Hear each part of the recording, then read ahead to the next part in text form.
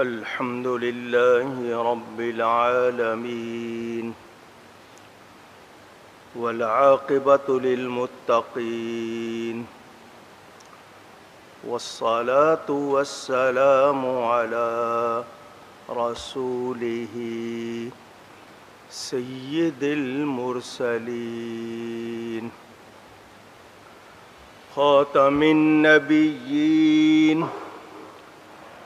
شفيع المذنبين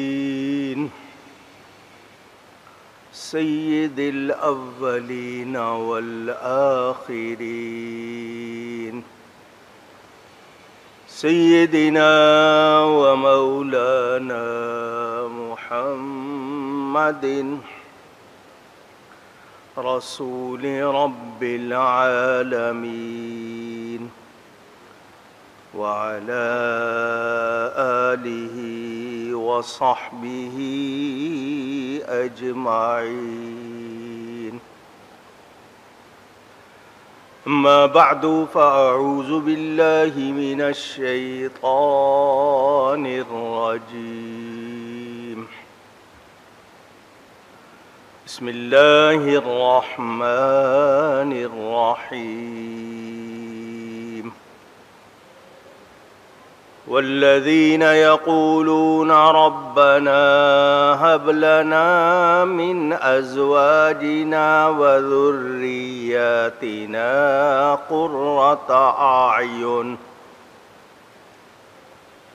قرة أعين واجعلنا للمتقين إماما. صدق الله العلی العظیم. محبت کے ساتھ ایک مرتبہ دروشی پڑھ لیجئے.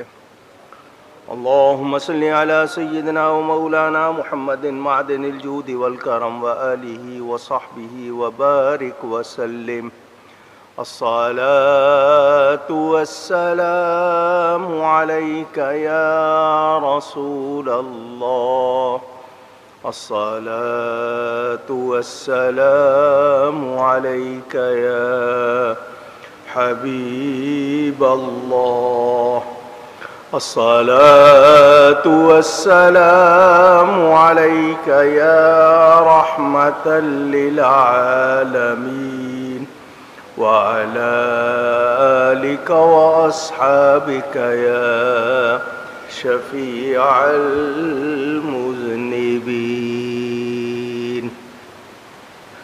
حمد و صلاۃ کے بعد قرآن کریم کی سورۃ الفرقان کی تفسیر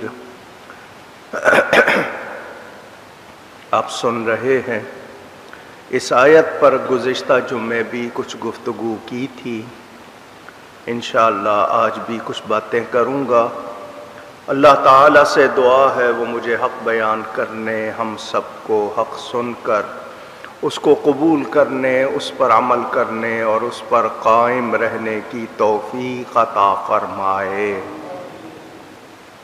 رحمان کے بندوں کی خصوصیات کہ جو رحمان کے بندے ہیں وہ کیسے ہونے چاہیے، ان کا اخلاق، ان کا کردار کیسا ہونا چاہیے. یہ لوگ ایمان میں بھی پختہ ہوتے ہیں اور اپنے اعمال میں بھی عمدہ ہوتے ہیں. یہ آیت سورہ فرقان کی 74 اللہ فرماتا ہے اور وہ جو عرض کرتے ہیں اے ہمارے رب ہمیں دے ہماری بیویوں اور ہماری اولاد سے آنکھوں کی ٹھنڈک اور ہمیں پرہیزگاروں کا پیشوا بنا. ذکر آیا ہے ازواج کا اور اولاد کا. اس حوالے سے کچھ باتیں گزشتہ جمعے عرض کی تھیں. ماں باپ کو معلوم ہونا چاہیے کہ اولاد کی تربیت کیسے کی جاتی ہے.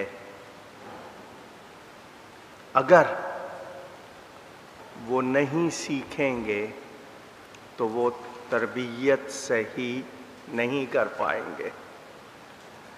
ہم لوگ ان باتوں پر شاید توجہ نہیں دیتے، جبکہ ہمیں کہا گیا ہے کہ ہم جتنا دین سیکھیں گے اتنا ہی زیادہ نیکیاں کر سکیں گے، عمل کر سکیں گے۔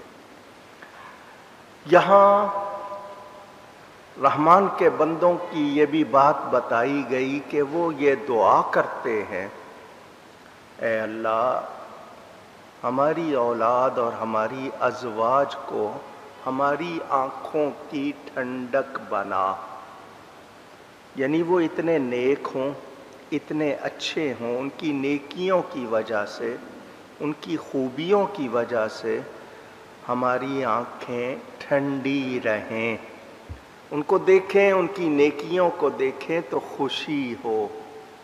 آپ ایک پودا لگا لیں، چھوٹا سا پودا لے کے لگاتے ہیں، وہ بڑھتا ہے، پھل دینے لگتا ہے، آپ کو اچھا لگتا ہے یا نہیں؟ کہ آج یہ اتنا ہو گیا کہ پھل دے رہا ہے، اس سے فائدہ ہو رہا ہے۔ سمجھنے کے لیے بات کی ہے، اللہ تعالیٰ ہی کی قدرت کار فرما ہوتی ہے، بندے کا اپنا عمل صرف اتنا ہے کہ پودا لے کے لگا دیا، اگانے والا بڑھانے والا اللہ تعالیٰ، لیکن آپ اس کو لگا کر خوش ہوتے ہیں کہ آپ کو اس سے پھل مل رہا ہے۔ تو انسان کے لیے یہی کہ اس کی بیوی ہو یا بچے ہوں، وہ اتنے نیک ہوں کہ اس کی آنکھیں ٹھنڈی رہیں۔ اولاد کے حقوق بھی ہیں، ماں باپ کے حقوق بھی ہیں، اس حوالے سے کچھ باتیں کی تھیں۔ ماں باپ کو میں نے یہی کہا کہ وہ اپنی اولاد کی تربیت کے لیے سیکھیں۔ مشعلۃ الارشاد اعلی حضرت فاضل بریلوی نے کتاب لکھی اور اس میں وہ حقوق جو متعدد حدیثوں میں بیان ہوئے ایک جگہ جمع کر دیے۔ 80 سے زیادہ حقوق ہیں بچوں کے ماں باپ پر۔ ماں باپ بچوں سے تو چاہتے ہیں کہ وہ ان کے حقوق ادا کریں، لیکن ان پر بچوں کے کیا حقوق ہیں ان سے شاید وہ پوری طرح باخبر نہیں ہے۔ شادی کہاں کرنی چاہیے، بیوی کے ساتھ کیسے رہنا چاہیے، بچہ ہو جائے تو ابتدا سے لے کر جوان ہونے تک ماں باپ کی جو ذمہ داری ہے وہ کیسے ادا کرنی ہے، یہ تمام باتیں ہیں۔ سیدنا فاروق اعظم رضی اللہ تعالی عنہ کے پاس ایک باپ آیا، شکایت کی اپنے بیٹے کی کہ یہ مجھ پر خرچ نہیں کرتا، میرے ساتھ اچھا سلوک نہیں کرتا، اچھی طرح پیش نہیں آتا۔ سیدنا فاروق اعظم رضی اللہ تعالی عنہ نے اس لڑکے کو بلایا، تیرا باپ تیری شکایت کر رہا ہے۔ اس نے کہا جی ٹھیک ہے، میں پوچھنا چاہتا ہوں کہ باپ پر بھی تو کوئی حق ہوگا۔ ہمیں بتایا گیا کہ اچھی عورت سے شادی کرے، اچھی عورت سے مراد جو ایمان میں اعمال میں اچھی ہو۔ آپ کے ہاں قوم کا مسئلہ آتا ہے، نیچ قوم کہتے ہیں، نیچ نہیں ہوتی قوم، ان کا حال، بری عادتوں کی وجہ سے لوگ ان کو نیچ کہتے ہیں۔ قوم نیچ نہیں ہوتی، اپنے کردار، اخلاق، اعمال کے حوالے سے وہ اچھی نہیں ہوتی، اس لیے آپ اس کو اس طرح کہہ دیتے ہیں۔ اس نے کس عورت سے شادی کی، میری ماں کس کو بنایا؟ باپ پر ہے کہ بچے کا نام اچھا رکھے، اس نے میرا نام کیا رکھا، اس کے معنی کیا ہے؟ اس کے ذمہ تھا میری اچھی تربیت کرے، مجھے پڑھائے، پوچھئے اس سے کہ اس نے میری ماں کس کو بنایا، میرا نام کیا رکھا اور میری تربیت کیسے کی، ذرا اس سے بھی پوچھئے۔ ان تینوں باتوں میں باپ کی غلطی تھی۔ فاروق اعظم رضی اللہ تعالی عنہ نے باپ پر فرد جرم عائد کی کہ تو غلط ہے۔ آج بیٹے سے مطالبہ کر رہا ہے تو تو نے اگر بنیاد ہی غلط رکھی ہے تو پھل کہاں سے پائے گا؟ تو اس سے پتہ چلا کہ ہمیں بہت زیادہ معلومات ہونی چاہیے تاکہ ہماری زندگی بہتر ہو، آسان ہو۔ جتنا سیکھتے جائیں گے اتنا ہی عمل بڑھتا جائے گا اور اس میں بہتری آئے گی۔ یہاں سیکھنے کا ذکر ہی نہیں ہے۔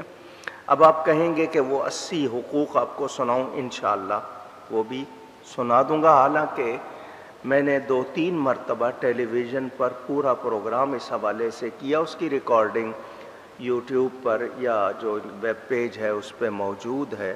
وہ 80 کے 80 حقوق بھی میں نے سنائے ہیں، جلسوں میں بھی ریکارڈنگ ہوئی ہے، بیان ہوئے ہیں، ضرورت ہوئی تو یہاں پھر دوہرا دوں گا۔